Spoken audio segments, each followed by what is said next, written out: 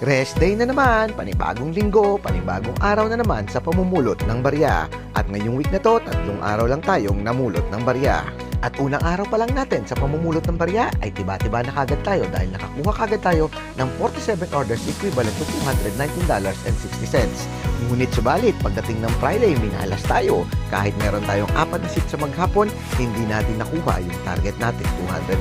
Nakakuha lang kasi tayo ng 41 orders equivalent to $180.45 na hindi ko rin may paliwanag na dahilan, bigla na lamang tumigil ang order ni Grab. Sa maghapon kong pag-grab ng Friday, patigil-tigil ang order ni Grab. Pagdating ng 8 p.m., 1 oras akong hindi binigyan ng order. Buti na lang may account ako kay Deliveroo na matagal ko nang hindi nagagamit. Naisipan ko lang siyang i-on baka sakaling makakuha ng order.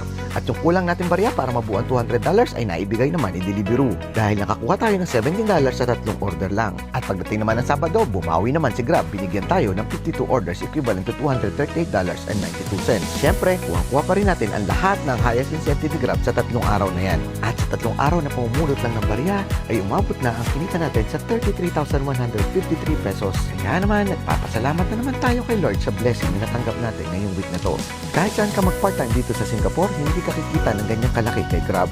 Dahil ang part-time dito ay kumikita lamang ng $10 to $12 per hour. At sa 10 hours sa pagpa-part-time mo, kikita ka lang ng $100 to $120, malayo-malayo sa $200 per day kay Grab.